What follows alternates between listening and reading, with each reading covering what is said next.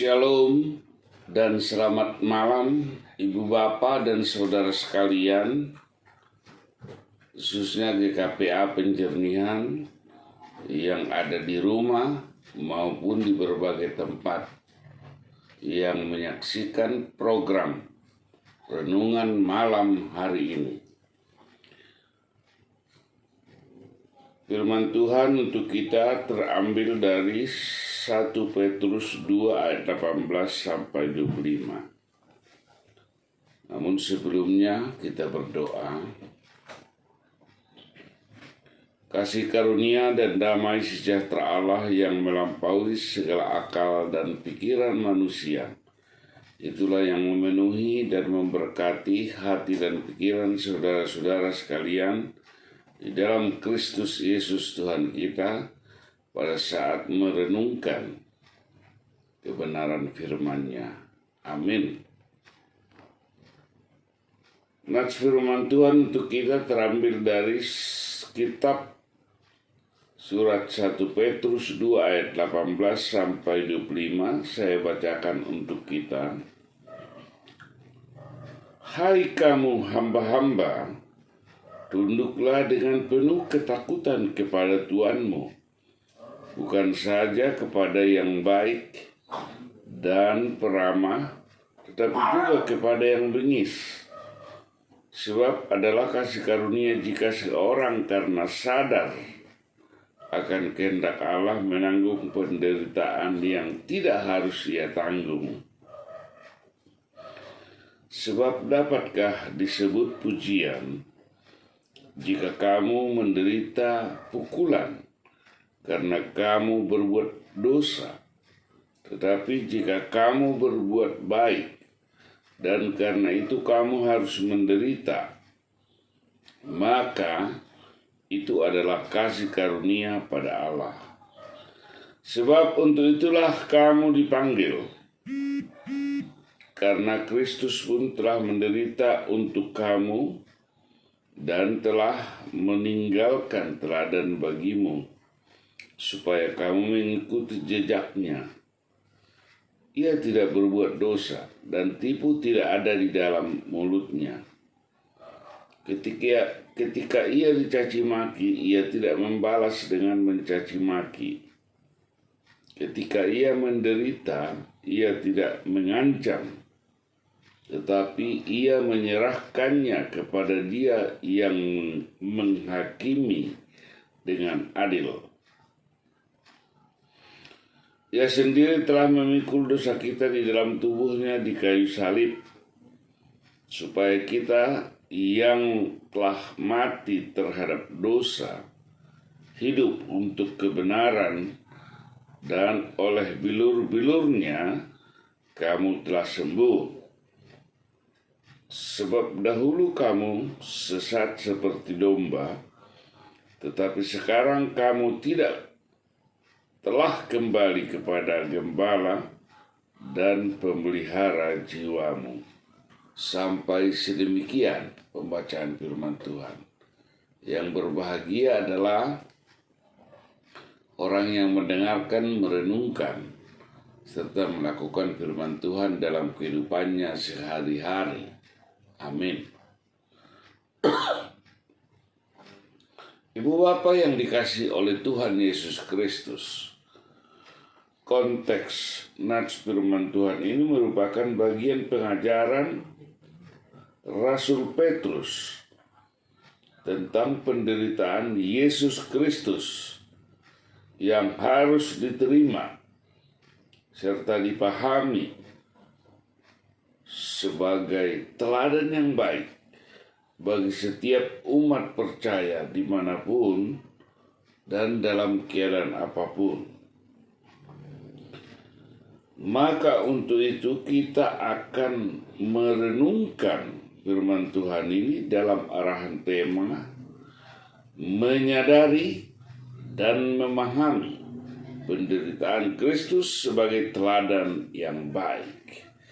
Menyadari dan memahami penderitaan Kristus sebagai teladan yang baik. Ada dua hal yang menjadi pokok perenungan penting bagi kita. Yang pertama, kita perlu tunduk dengan penuh ketakutan kepada Tuhan atau atasan kita. Itu menjadi relevansi atau refleksi ketundukan kita kepada Allah. Jadi harus terlihat pembelajarannya, ketundukan kita kepada setiap atasan maupun Tuhan kita. Katakan, hai para hamba, tunduklah dengan penuh ketakutan kepada Tuhan. Dikatakan bukan hanya Tuhan yang baik, termasuk juga Tuhan yang bengis. Artinya harus selalu membangun rasa hormat dan penghargaan yang penuh serta baik terhadap siapapun yang menjadi atasan kita. Ini perenungan bagian yang pertama. Dilanjutkan, sebab adalah kasih karunia jika dengan sadar akan kehendak Allah engkau menanggung penderitaan yang tidak engkau harus tanggung. Itu adalah kasih karunia. Ternyata ibu bapak, kasih karunia bukan hanya hal-hal yang manis dan baik saja, tapi juga hal-hal yang katakanlah berat dan membuat kita harus menundukkan diri, pasrah, penuh penghargaan dan penghormatan. Mungkin kita harus menderita olehnya, tapi demi melakukan kehendak Allah. Itu adalah kasih karunia.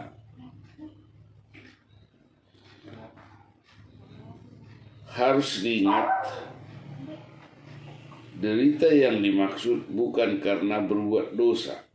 Jadi sangat berbeda.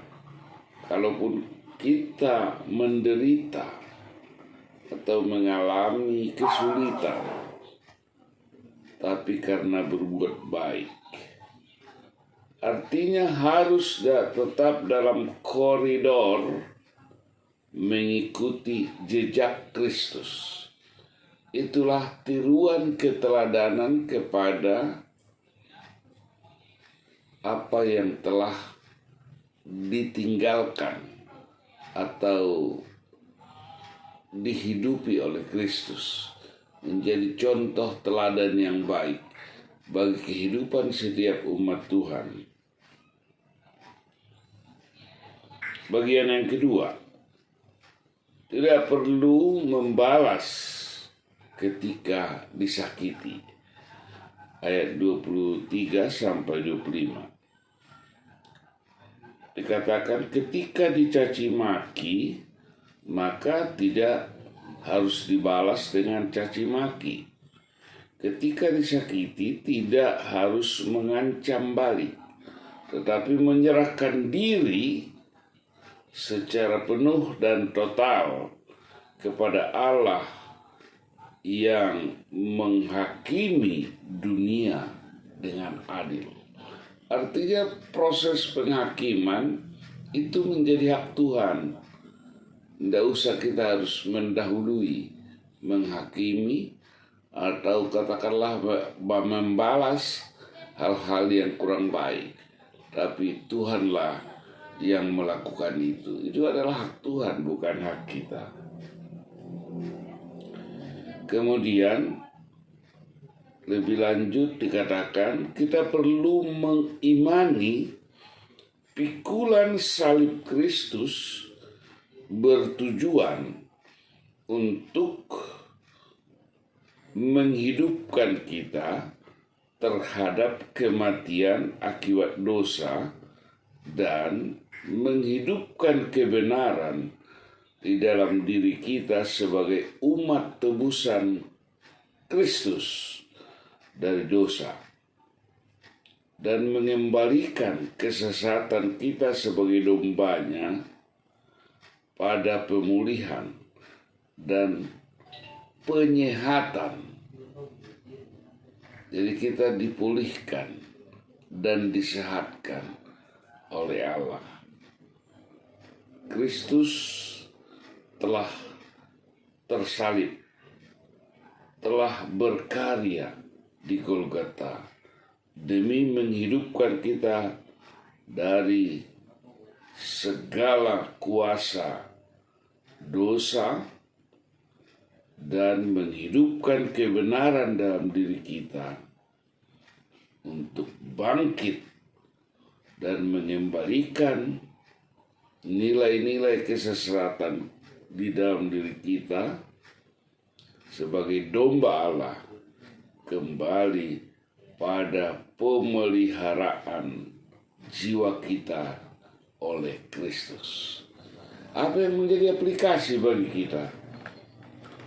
Yang pertama, sejauh mana kita memiliki kesadaran dan kemauan untuk tunduk kepada atasan atau tuan sebagai teladan yang baik dengan meniru keteladanan sikap Kristus selama ini. Artinya tanpa pilih dan tanpa pamrih. Jadi tidak melihat apakah atasan atau tuan kita orang yang baik dan yang bengis. Bagaimanapun sikap atasan dan tuan kita, sikapilah itu dengan baik. Walaupun mungkin dia punya sikap yang kurang baik. Karena Kristus telah meninggalkan keteladanan demikian kepada kita umatnya. Yang kedua, adakah kita menyadari bahwa adalah kasih karunia bila harus menderita ketika melakukan kehendak Tuhan? Atau mungkin kita berpikir selama ini, ketika kita melakukan kehendak Tuhan tidak ada lagi hal-hal yang tidak baik, semua manis-manis saja. No, ternyata bisa saja ketika kita melakukan rencana dan kehendak Tuhan tidak selalu membawa berkat yang manis dan menyenangkan, tapi bisa juga melewati rasa pahit tetapi tetap menyenangkan karena kita melakukan sesuai rencana dan kehendak Tuhan. Itulah yang termanis dan yang terbaik. Tuhan Yesus memberkati firman-Nya bagi kita sekalian. Ingatlah dan sadarilah serta pahamilah penderitaan Kristus menjadi teladan yang baik bagi seluruh perjalanan kehidupan kita. Tuhan Yesus memberkati. Selamat istirahat dan salam sehat. Amin.